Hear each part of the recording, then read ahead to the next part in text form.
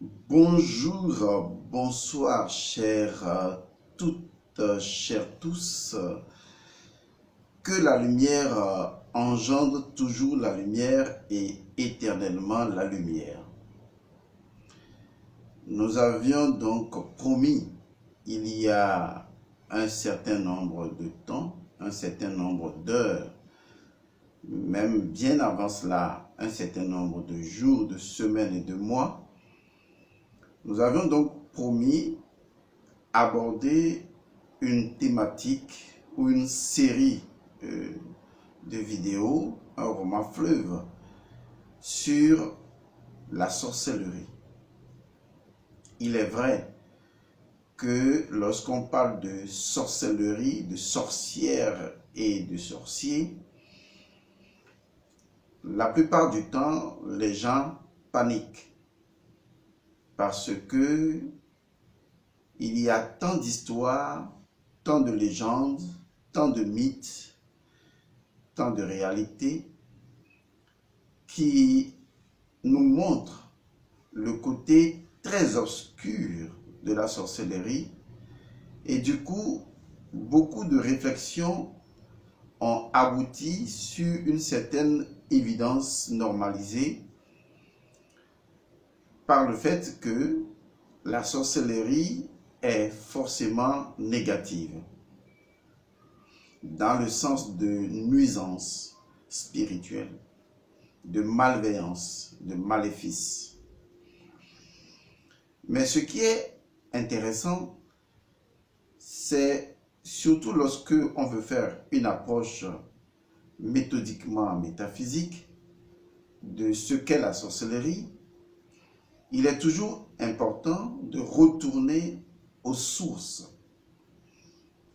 Parce que il nous sera difficile, rien qu'en prenant le mot sorcellerie, ou le mot sorcier, ou des extrapolations de sourciers et de sorcières ou de sorcières, quelles que soient les différentes extrapolations que font les gens pour aboutir à ce que eux ils souhaitent exprimer en termes de connaissances sur la chose. Quelles que soient les gymnastiques intellectuelles et les masturbations mentales, tant que nous ne retournerons pas aux sources ou à la source même première de cette chose, il nous sera difficile de savoir raison garder, de convaincre les gens dans la durée, de façon pérenne, et de pouvoir exprimer la connaissance authentique. C'est la raison pour laquelle, lorsque nous voulons parler de la sorcellerie, nous allons nous démarquer complètement de l'aspect définitionnel de la chose. Parce que la vérité ne se trouve pas dans la définition d'ICO de la sorcellerie, mais dans quelque chose qui préexistait et que le dictionnaire a saisi et a tenté, tant bien que mal, dans un contexte, disons, pratiquement européen ou occidental, de traduire une vérité ancestrale dont l'origine remonte à l'Égypte antique. Vous savez, lorsqu'on parle de l'Égypte antique, on parle souvent de mythes et légendes, de mythologie. C'est fait à dessein parce que les Égyptiens avaient découvert qu'il n'y avait pas de Dieu à proprement parler, qui se retrouverait dans un endroit et qui jugerait les gens ou qui attendrait juste la mort des gens. Ils avaient compris que l'inaccessible, l'englobant tout ou le tout, était tout simplement Méhou, c'est-à-dire l'inaccessible, et donc on ne s'occupait pas de cette réalité-là, mais l'Égyptien avait conscience des Netcher ou des Nuturu, des Netcheru, ce qu'on appelle communément des divinités, qui en fait ne sont que des principes que l'Égyptien antique ou pharaonique va tenter de maîtriser ou de transcrire sous forme de hiéroglyphes ou de médolitaires afin d'actionner via la symbolique les symboles que représentent les hiéroglyphes, les médiums de terre, dans l'existence quotidienne. Et donc, il est clair que pour nous, les médiums de terre ne sont rien d'autre, et hiéroglyphes ne sont rien d'autre que des divinités. Ce sont des symboles divins, donc des divinités, parce que au-delà de leur représentativité, il y a une dimension symbolique qui est la spiritualité même du symbole, qui nous connecte à sa transcendance et à son élévation. Tout cela, je l'ai souvent expliqué, et il faut retourner, n'est-ce pas, aux vidéos très importantes sur le vaudou pour comprendre vraiment un certain nombre de choses, parce que pour comprendre la sorcellerie, il faudra quand même comprendre certaines choses qui avaient déjà été dites sur le vaudou. Vous avez les vidéos qui sont avec vous. Alors, lorsqu'on parlera donc de la sorcellerie, il nous faudra remonter véritablement au-delà de l'aspect définitionnel. Il faudra remonter justement dans le mystère au fond des choses. Et pour cela, nous ne pouvons pas non plus parler de la sorcellerie sans parler de cette déité ou de cette divinité ou de cette déesse, quel que soit le nom qu'on lui donne, ou de cette mère, quel que soit le nom qu'on lui donne, puisque c'est elle qui, en fait, est la détentrice de la source sorcière. Et donc, pour comprendre la source sorcière ou la sorcellerie, si vous voulez, il est important de comprendre ce qui gravite autour du symbole et de la symbolique, de la représentativité même de la sorcellerie ou de la source sorcière, que les gens appellent généralement la mère sorcière, et que dans le jargon de la langue fon, qui en fait est également une langue éloignée de l'Égypte antique, comme les langues de l'Afrique de l'Ouest d'ailleurs et de l'Afrique orientale, et d'autres langues qui sont liées à l'Égypte antique, on retrouve toujours des racines liées donc aux légendes de l'Égypte antique.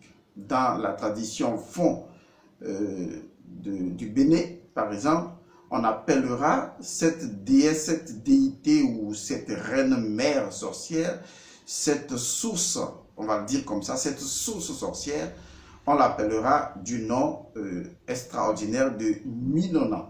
Même si aujourd'hui, ceux qui utilisent ce nom ne connaissent pas forcément l'origine même du mot Minona et ce que ça signifie intrinsèquement. Donc, nous allons dire que à tout seigneur, tout honneur, il est important pour nous, avant d'aborder la sorcellerie, d'aborder ce qui, métaphoriquement, symboliquement, est représentatif de la mère sorcière, de la source sorcière, de Minona, et d'expliquer le mot Minona pour que les gens comprennent cela dans la tradition de l'Égypte antique. Parce que tant qu'on ne retourne pas à la source des choses, nous allons toujours biaiser les connaissances. Or, la source des choses se trouve dans les mythologies, dans les légendes. Et c'est à partir de là qu'on peut, disons, de façon fractale, faire descendre les connaissances, partir donc de ces symboles légendes pour remonter dans la symbolique et nous connecter à la transcendance ou à l'esprit des choses. Je fais l'effort d'utiliser des mots conventionnels pour vous aider à comprendre ce que je suis en train de dire, parce que le sujet de la sorcellerie est un sujet extraordinairement important et il est très, très important de pouvoir cerner toutes les ficelles qui sont dans la trame de cette histoire. Donc, pour comprendre la sorcellerie, il faut comprendre la source sorcière. Alors, lorsque nous retournons à l'Égypte antique, on se rend compte que lorsqu'on veut aborder la source sorcière, on est automatiquement confronté généralement à une divinité féminine. La divinité féminine ou les divinités féminines sont souvent représentées sur la couronne du pharaon, soit par le vautour et le cobra. Mais ce qui nous intéresse le plus, c'est quand on va au fond des légendes de l'Égypte antique, on est en face de deux grandes divinités, je dirais plutôt une divinité, dont les aspects donnent l'idée de deux grandes divinités ou des aspects de plusieurs divinités. dans les langues africaines, souvent vous avez entendu parler du mot na, enfin na. Par exemple, au Bénin, on dit na pour désigner une reine ou une mère en quelque sorte. Et dans le jargon mina ou dans cette langue de l'Afrique de l'Ouest, souvent justement on appelle les femmes âgées qui ne sont plus en train de subir le cycle de la menstruation, celles qui ont cessé ces cycles de menstruation, on leur donne souvent le nom de Nagan ou de Dagan. Vous voyez, c'est des mots qui, disons, dans les prononciations ayant évolué, mais proviennent de la même source. Et cette source-là, elle est purement égyptienne. Et cette source, et c'est ce que je vais partager avec vous, la source racine vient de Na, par exemple, de Na. Mais dans l'Égypte antique, on va plutôt dire Nei. Nei, parce que quand on va dire Nei, ça nous rapproche également d'une autre divinité dont vous avez certainement entendu parler, la divinité Anu. Vous voyez, en fait, la divinité Anu est une divinité égyptienne. A-N-U, c'est une divinité égyptienne qui est une divinité ophidienne, en quelque sorte, une divinité serpent. J'expliquerai plus tard ce que ça veut dire, mais quand on dit plutôt Nei, Nei ou Na, en quelque sorte, ça fait référence à quelque chose de luisant, quelque chose de glissant, quelque chose de rampant, d'accord? Et donc, du coup, cela donne directement le nom de cette divinité ophidienne-là, que nous appelons souvent le serpent. Donc, Na, ça s'écrit également en égyptien, on dit Naou. Beaucoup de personnes pensent que c'est le pluriel, mais en fait, c'est toujours le singulier, en quelque sorte. On dit Naou, d'autres disent Ne, d'accord? Ne, Naou, ça veut dire tout simplement divinité serpent, divinité ophidienne, où cette espèce, ce qui rampe, ce qui est luisant, ce qui fait glisser, en quelque sorte. Et quand ça fait glisser de façon pérenne. Donc c'est de cette racine Nei ou Na ou Naou que nous avons le mot, les noms comme par exemple Na ou Nagan ou Dagan ou tout ce que vous voulez.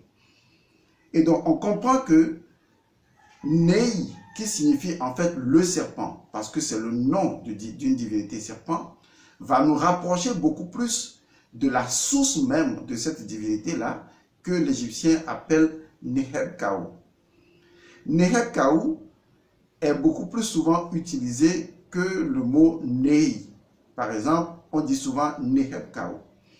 Le mot Neheb-Kaou, c'est un mot qui signifie simplement celle, toujours en parlant d'une divinité ophidienne, c'est-à-dire d'une divinité serpent, puisqu'il s'agit toujours dans Neheb-Kaou du fait de lier. Donc on a Neheb, qui veut dire lier en quelque sorte, lier les cas, d'accord, puisque le pluriel de cas, c'est Kaou, voilà. Donc, celle qui lie les cas, donc le fait de lier les cas. Donc, Neheb Kaou, c'est la divinité qui lie les cas, qui, disons, peut lier les cas étant donc les forces de vitalité, ou à la limite même, les potentialités magiques de quelqu'un.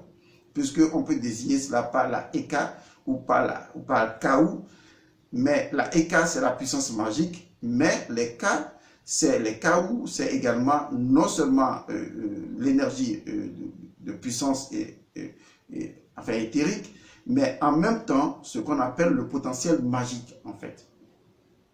Donc, nous sommes en face d'une divinité qu'on appelle généralement Neheb-Kaou, c'est-à-dire une divinité serpent, une divinité ophidienne, qui a la capacité de lier les cas. Donc, c'est à ce niveau que cela devient très intéressant. Très intéressant parce que on retrouve dans Neheb-Kaou la légende de Nei, qui en fait représente le serpent rampant, le serpent glissant. Mais dans l'évolution, on s'est rendu compte que le serpent glissant, il y en avait plusieurs sortes. D'accord? C'est-à-dire des serpents glissants, mais des serpents qui étaient également des serpents constricteurs, c'est-à-dire des serpents étouffeurs, des serpents qui étaient en mesure de briser la circulation du sang, de bloquer la circulation du sang, le sang étant également disons, le champ ou la chapelle de circulation de l'énergie de vitalité ou du Ka. Donc c'est un serpent qui a la capacité d'arrêter la circulation sanguine et d'étouffer, donc de briser le chou de quelqu'un, c'est-à-dire la capacité que la personne a de respirer. Donc sa vie, puisque le chou ou la force de vie est toujours liée également à chou, puisque c'est Ankh en quelque sorte, le fait de vivre, d'accord, qui est lié à Chou, Chou étant la divinité de l'air, ce qui nous permet de respirer et de vivre. Alors je vous donne toutes ces explications pour que vous allez comprendre réellement de quoi il s'agit. Donc la divinité Neheb-Kaou, qui est également associée à la divinité Nei. Nei, dans les tests des pyramides par exemple, il y a une phrase très importante qui dit Naou aval Naou. D'accord? D'autres personnes l'expriment autrement. Naou aval Naït, c'est-à-dire la forme féminine de Naou en quelque sorte, et Naït aval Naou. Donc, c'est une façon d'exprimer une réalité liée à une nature de Neheb-Kaou. Neheb-Kaou étant celle qui lie les Kaou. Or, aucun Dieu, aucun être, aucune chose ne peut vivre sans le Ka. Le Ka est beaucoup plus que l'énergie de vitalité. C'est la force primordiale de vitalité qui est la nourriture primordiale des dieux. Donc Neheb-Kaou est celle qui nourrit les dieux. Mais également celle qui peut devenir Nei aval Nei, c'est-à-dire le serpent constrictor. On voit là deux aspects de Neheb-Kaou. Celle qui lie les Kaou, celle qui nourrit les Kaou, celle qui est la mère des dieux, puisque les Ka sont l'énergie dont se nourrissent les dieux, d'accord? Mais au même moment, on retrouve Neheb-Kaou sous la forme de Nei aval Nei. Donc, on se retrouve là en train de voir la nature du serpent constrictor.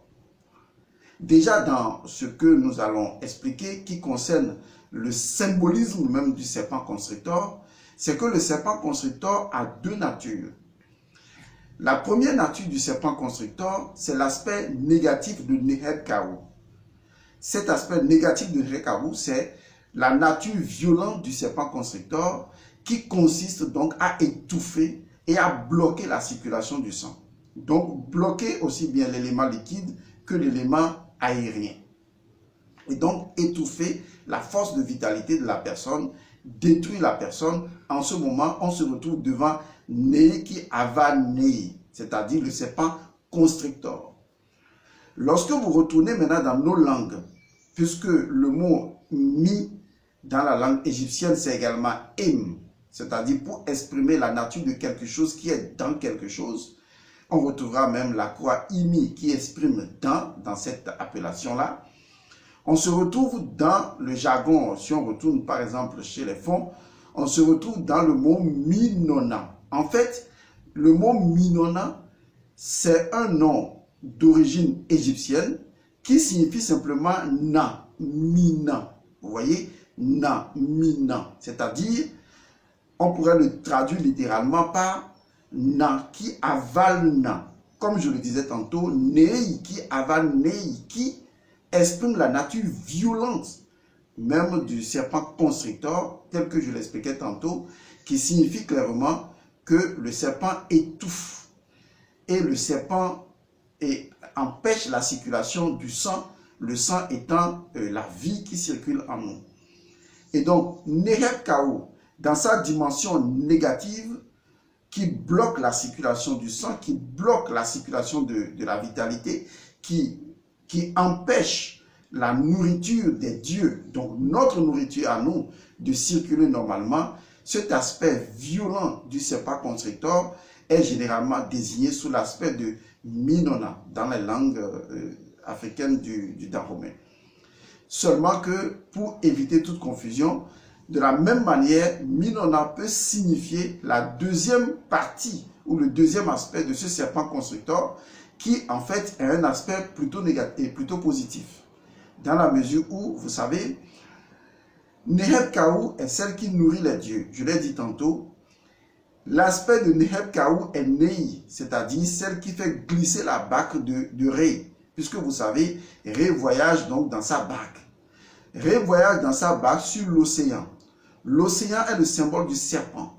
Or, glisser sur l'océan, c'est glisser sur Nei. Puisque le même mot Nei, qui veut dire glisser, qui veut dire ce qui rampe, signifie également la barque de Ré qui glisse. Puisqu'on voit toujours le fait de glisser, le fait de se mouvementer, ou le fait de vibrer sur l'eau. Donc c'est toujours Nei, ou c'est toujours Neheb Kaou, on va le dire comme ça, qui permet à la barque de Ré de glisser. Dans cette assertion-là, on se rend compte que Nei, qui représente la forme positive, n'est-ce pas, de Neheb Kaou, ou de Neheb Kaou primordial, celle qui nourrit les dieux, celle qui représente la tendresse, la gentillesse, la douceur extrême, vous voyez, parce que c'est ça qui est caractéristique donc de Anou, d'accord, de Anou, qui est caractéristique exactement de ce qui brille, parce qu'il faut retenir ce mot, ce qui brille, le brillant, ce qui brille est toujours lié au serpent, parce que le serpent est non simplement glissant, rampant, mais brillant, d'accord. Si vous regardez la surface de l'eau à des moments donnés, ça reflète. Donc tout ce qui est réflexion de la lumière est toujours lié au serpent, en quelque sorte. Je le dis de cette manière parce que lorsque nous allons entrer dans la compréhension même de la sorcellerie, vous verrez que le thème de brillant va venir et va nous faire rejoindre à une dimension de l'œil d'Horus pour pouvoir nous ramener à la compréhension même du sorcier ou de la sorcellerie. Parce que le rôle de Neheb Kaou ou de Nei, si vous voulez, dans ces différents aspects est très important. Donc, on verra qu'en réalité, la source sorcière elle-même est duel, d'accord, est jumelle, si on peut le dire ainsi. Cette source sorcière-là, désignons-la par Neheb Kaou, si vous voulez, nous permet de comprendre que nous sommes en face de celle qui nourrit les dieux, puisque la nourriture des dieux, c'est le cas. D'accord? Ce n'est pas seulement celle qui lit les cas, mais c'est celle qui nourrit les cas. Parce que c'est la source même des cas. Or, le cas est primordial à la source ou à la vitalité de tous les dieux, de toutes les choses de la nature. De la même manière, donc, c'est la nourricière des dieux, en quelque sorte. Mais de la même manière, celle qui nourrit les dieux, qui est Neheb Kaou, possède en même temps un aspect négatif. On dira que son aspect positif est lié à Nei, le fait de briller, de nous donner, disons, de la douceur, de la tendresse, de la tendresse illimitée et infinie. Parce que c'est ce qui caractérise la peau du serpent, la douceur, la brillance, la tendresse. Vous voyez, c'est de ça qu'il s'agit. Mais au même moment, lorsque ce serpent devient Nei, qui avale Nei, c'est-à-dire Minona, c'est-à-dire le serpent constricteur, en ce moment, sa nature peut être complètement violente. Parce que le rôle du serpent constricteur, c'est d'étouffer, d'accord, et d'empêcher la circulation du sang. Or, qui bloque la circulation du sang? Eh bien, bloque le fonctionnement de l'organisme. D'accord? Qui bloque la circulation de l'air, bloque justement le fonctionnement de l'organisme. Or, c'est sur ces deux éléments-là, je dis bien sûr ces deux éléments, que justement le sorcier va jouer.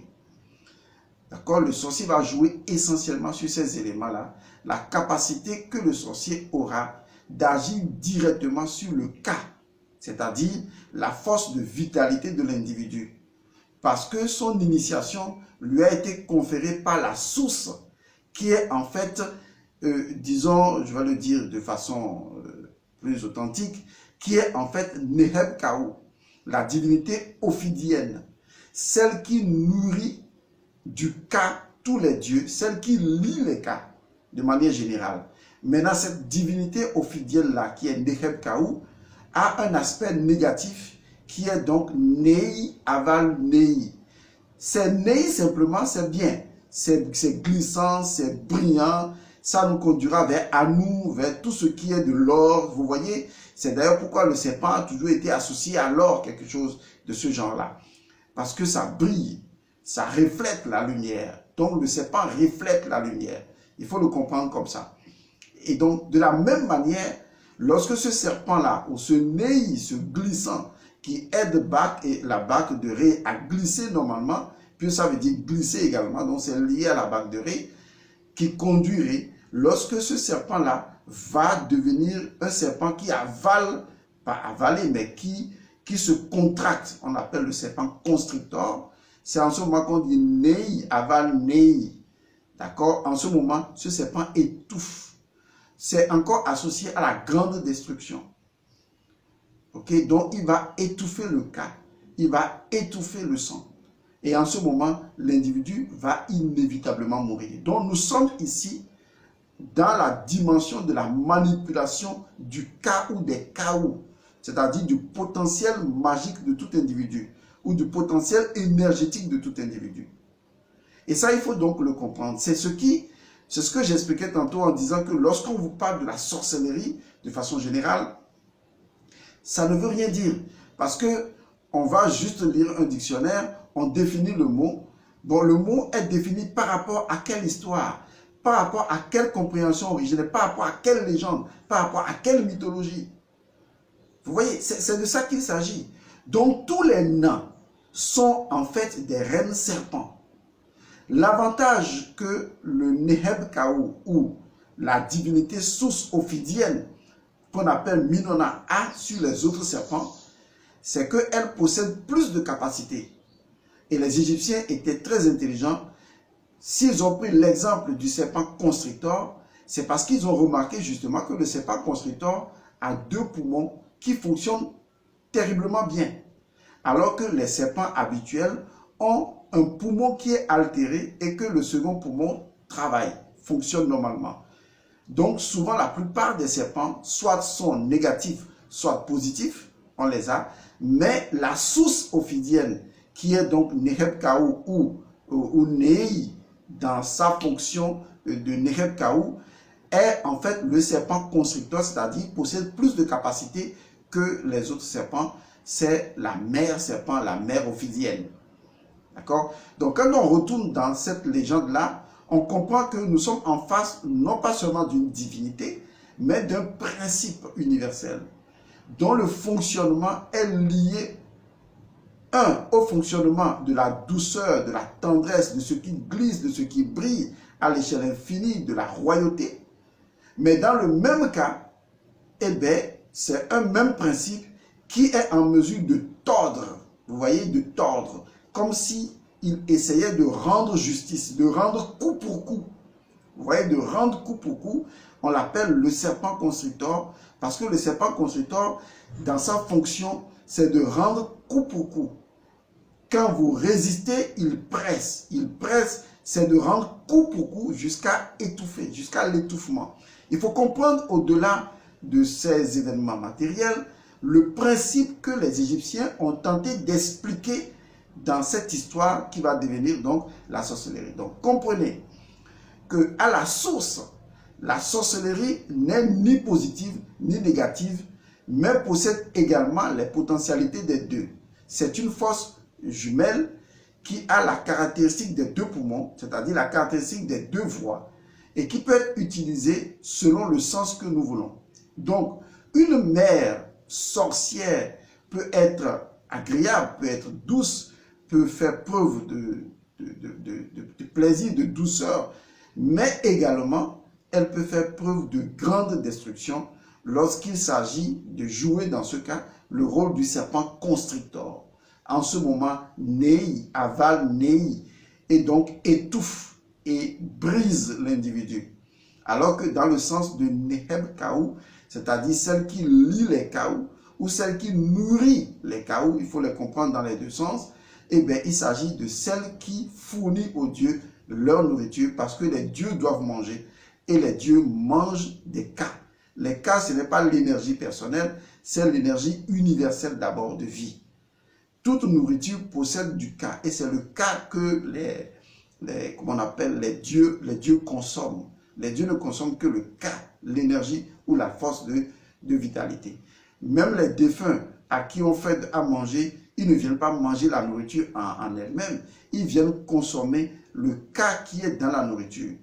Parce que c'est de ce cas-là qu'eux s'approprient pour nourrir, n'est-ce pas, leur bas, c'est-à-dire leur âme, en quelque sorte, dans l'après-mort.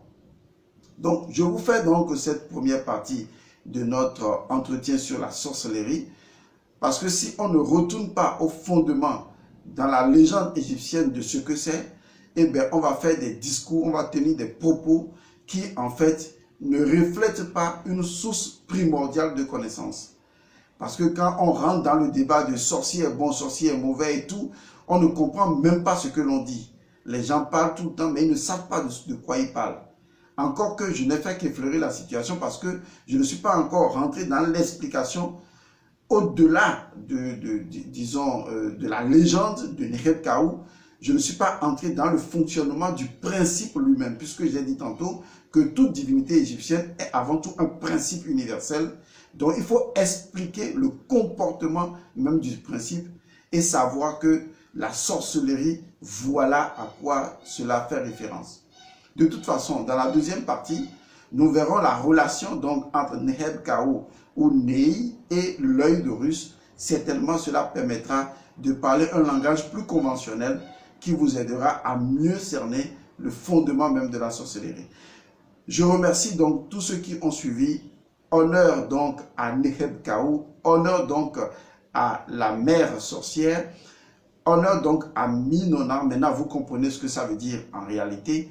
De toute façon, c'est notre mission de faire ce qui doit être. Cette connaissance, je la partage avec vous. Ne vous inquiétez pas, vous ne serez pas mangés par les sorciers. Ça ne fonctionne pas comme ça. Et de toute façon, y compris moi-même, donc n'ayez pas peur de ce que nous allons faire sur cette chaîne. Soyez rassurés que vous êtes entre de bonnes mains. Tant que vous rentrez dans la dimension de la connaissance, votre peur disparaîtra et vous serez en mesure non seulement de comprendre les choses, mais de prendre votre destin en main. Je vous remercie d'avoir suivi donc cette première partie de notre émission sur la sorcellerie, dédiée donc à Minona, dédiée donc à la reine mère ou à la mère primordiale de la sorcellerie ou à la source sorcière. Je vous remercie de l'avoir compris. Nous y reviendrons pour plus d'éclaircissement et entrerons donc dans des aspects plus légers que vous allez certainement mieux assimiler. On se retrouve la prochaine fois. Bisous.